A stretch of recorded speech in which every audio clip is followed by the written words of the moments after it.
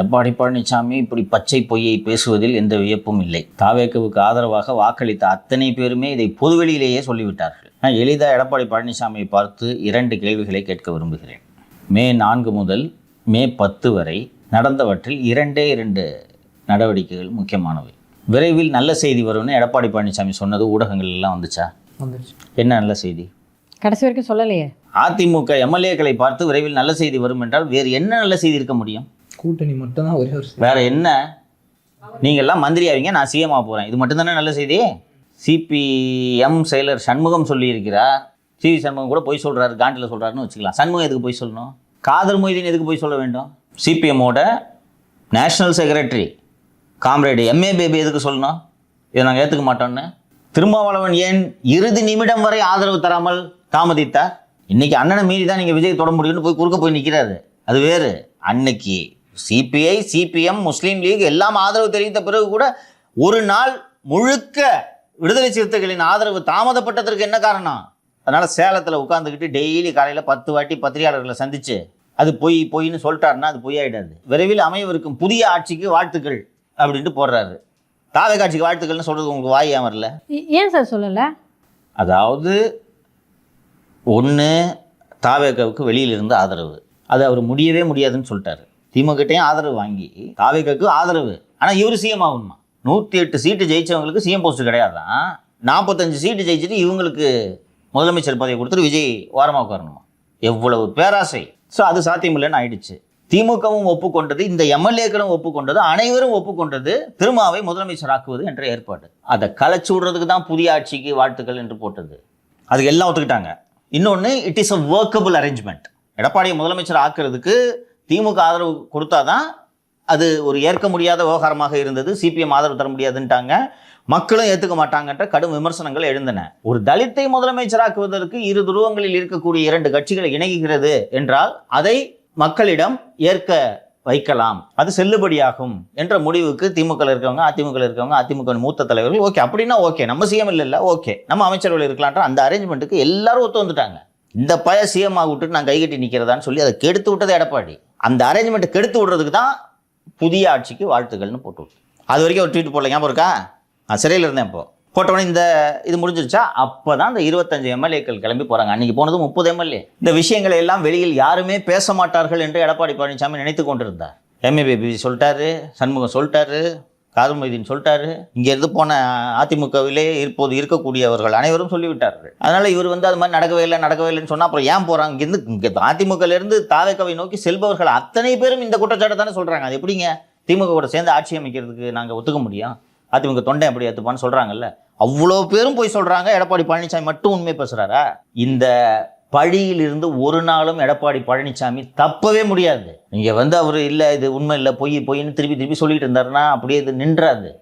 திமுக ஆதரவில் சிஎம் ஆகணும்னு எடப்பாடி ஆசைப்பட்டது உண்மை. விஜய் தான் களவாணின்னு சொல்கிறாரு சார். அந்த விமர்சனத்தை அவருக்கு வைப்பதற்கு எல்லா உரிமைகளும் இருக்கிறது. விஜய் அவர்கள் கரூர் மேடையில் பேசும்போது கூட்டு களவாணிகள்னு என்று 2 பேரையும் சொன்னார்.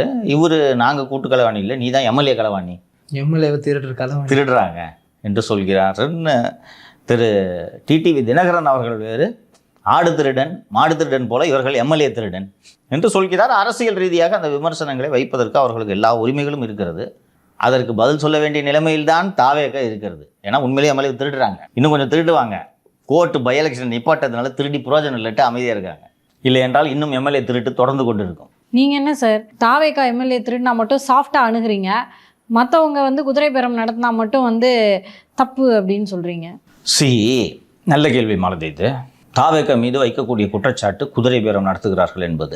தாவேகாவில் இதுவரை இணைந்த எம்எல்ஏக்கள் அல்லது முன்னாள் எம்எல்ஏக்கள் யாரும் எனக்கு 50 கோடி கூட்டுன்னு போனாங்க, 60 கோடி கூட்டுட்டு போனாங்க என்ற விமர்சனத்தை யாரும் வைக்கவில்லை. இங்கே வந்தீங்கன்னா உங்களை மந்திரியாக்குறோம், வாரிய தலைவர் கொடுக்குறோம் என்று பேசியிருப்பார்கள் தாவேகாவிலிருந்து. ஆனால் அதற்கான ஆதாரங்கள் பொதுவெளியில் இல்லை. தாவேகா எம்எல்ஏக்களை விலைக்கு வாங்குவது தொடர்பான இந்த புகார் காவல் நிலையத்திற்கு சென்று விட்டது. ஊத்தங்கரையை சேர்ந்த தாவேகா எம்எல்ஏ இளையராஜா எனக்கு தொலைபேசியில் இவ்வளவு அழைப்பு வந்தது, என்கிட்ட பணம் ஆஃபர் பண்ணாங்க என்ற விவரங்களை அவர் காவல் நிலையத்தில் புகாராக கொடுத்து விட்டார். காவல்துறை இந்த வழக்கில் இதுவரை 10 பேருக்கு மேல் கைது செய்திருக்கிறது. ஒரு 60 லட்சம் ரூபாய் இது இந்த வழக்கு தொடர்பாக பறிமுதல் செய்யப்பட்டிருக்கு. மேலும் தாவேகாவுக்கு சென்று சேரக்கூடிய அதிமுக எம்எல்ஏக்கள் விருப்பத்தோடு சென்று சேருகிறார்கள். அவங்களுக்கு எம்எல்ஏ சீட்டு கொடுப்பாங்களான்றது கன்ஃபார்ம் இல்லை. ஆனால் அவர்கள் மனதில் நாம் அங்கு சென்றால் அமைச்சராகி விடலாம் என்ற கனவு இருக்குது. இவர் குட்கா ஊர் பூரா சொல்லிருக்காரு, அடுத்து நான் மந்திரி குட்கா வைக்க போகிறேன், அடுத்து நான் தான் மினிஸ்டரு என்று சொல்லி கொண்டிருக்கிற முதல்ல எம்எல்ஏ ஆவியா? ஸோ இவர்களுக்கு அந்த எண்ணம் இருக்கலாம். ஆனால் அந்த ஆஃபரில் தான் இவர்கள் ராஜினாமா செய்ய வைக்கப்பட்டார்கள் அப்படின்றதுக்கான எவிடன்ஸ் பொது வெளியில் இல்லை. வைகோ அவர்களும் எம்ஆர் விஜயபாஸ்கர் அவர்களும் தான் வெளியில் சொன்னாங்க. இது பணம் கொடுத்து விலைக்கு வாங்க நடந்த முயற்சி என்பதால் எழுத்துப்பூர்வமான புகாராக இங்கே பதிவு செய்யப்பட்டிருக்கிறது.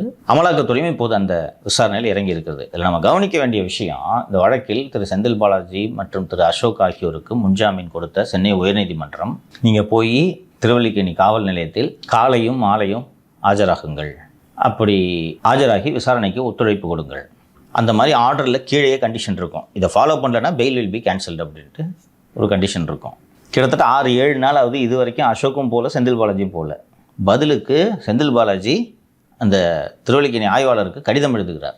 என் பேர் எஃப்ஐஆரில் இல்லை, அதனால் நான் வரமாட்டேன், அதுமாரி வந்தேன்னா நான் கைது பண்ண மாட்டேன்னு எனக்கு கேரண்டி கொடுங்க, வேறு வழக்குகளில் கைது பண்ண மாட்டேன்னு கேரண்டி கொடுங்க என்று கடிதம் எழுதியிருக்கிறார். யார் இவருக்கு லீகல் அட்வைசர்னு எனக்கு உள்ளபடியே புரியவில்லை. ஃபஸ்ட்டு இந்த மாதிரி கேரண்டியை எந்த காவல் அதிகாரியும் கொடுக்க முடியாது. இன்னொன்று, காவல் நிலையத்தில் ஆஜராகாததன் மூலம் நேரடியாக உயர்நீதிமன்ற உத்தரவை செந்தில் பாலாஜி மீறுகிறார். இப்போது சென்னை மாநகர காவல்துறை உயர்நீதிமன்றத்தை அணுகி நீங்கள் இந்த மாதிரி உத்தரவு போட்டீங்க, அவர் பாருங்கள் ஆஜராகவே இல்லை என்று அந்த ஜாமீனை ரத்து செய்வதற்கு கோருவதற்கும் வாய்ப்பு இருக்கிறது. ஸோ ஏன் இது போன்ற ஒரு முடிவை எடுக்கிறார்கள் என்பது எனக்கு உள்ளபடியே புரியவில்லை. அடுத்தடுத்து இந்த வழக்கில் என்ன நடக்கிறது என்பதை பார்ப்போம்.